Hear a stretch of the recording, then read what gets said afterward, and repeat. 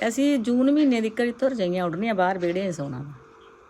ਅੱਛਾ ਜੀ। ਹਾਂਜੀ ਉਹ ਤੋਂ ਬਾਅਦ ਸਾਡੇ ਬਰਸਾਤ ਦਾ ਮੌਸਮ ਆਣਾ ਫਿਰ ਸੁਕਾਉਣੀਆਂ। ਮਤਲਬ ਜੀ ਕਈ ਕਹਿੰਦੇ ਕਿ ਝੂਠ ਬੋਲਦੇ ਕਿ ਜੂਨ ਮਹੀਨੇ ਤੱਕ ਰਜਾਈ ਤੁਸੀਂ ਕਿਉਂ ਲੈਂਦੇ ਆ? ਹਾਂ ਨਹੀਂ ਮਤਲਬ ਪਰ ਨਹੀਂ ਬਾਕੀ ਰਾਤ ਨੂੰ ਲੈਣੀ ਵਿਹੜੇ 'ਚ, ਅੰਦਰ ਕੋਠੇ ਵਗ ਜਾਂਦੇ ਨਾ। ਅੱਛਾ ਜੀ। ਪਰ ਵਿਹੜੇ 'ਚ ਪੈਣਾ ਤਾਂ ਤੁਸੀਂ ਕੰਬਲ 'ਚ ਜਾਂ ਖੇਸੀ 'ਚ ਨਹੀਂ ਪੈ ਸਕਦੇ, ਚਾਦਰ 'ਚ। ਅੱਛਾ ਜੀ। ਇਹ ਤੁਹਾਨੂੰ ਰਜਾਈ ਲੈਣੀ ਪੈਣੀ ਹੈ। ਮਤਲਬ ਇੰਨਾ ਠੰਡਾ ਏਰੀਆ ਇਹ ਹੈ ਨਾ।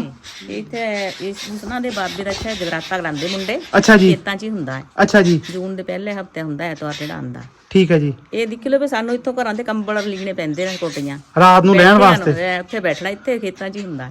ਆ ਨਾਲ ਹੀ ਆ ਜਮਾ ਹੀ ਆ 3 ਕਿਲੋਮੀਟਰ। ਨਹੀਂ ਉੱਥੇ ਵੀ ਜਾਣਾ, ਇਹ ਨਾ ਖੇਤਾਂ 'ਚ ਹੁੰਦਾ ਕਰਦੇ ਨਾ। ਅੱਛਾ ਜੀ। ਉੱਥੇ ਬਾਬੇ ਦੇ ਨਹੀਂ ਜਾਂਦੇ। ਪਰ ਜਗ੍ਹਾ ਦੂਰ ਆ, ਜਿੰਨਾ ਅਸੀਂ ਜਾ ਕੇ ਆਏ ਆ। ਹਾਂਜੀ ਉਹ ਦੂਰ ਹੈ। ਤੇ ਮਤਲਬ ਕਾਫੀ ਚੋ ਦੇ ਵਿੱਚ ਆ, ਪਾਣੀ ਬਿਲਕੁਲ ਠੰਡਾ, ਖੂਹ ਦਾ ਪਾਣੀ ਠੰਡਾ, ਨਲਕੇ ਦਾ ਪਾਣੀ ਠੰਡਾ।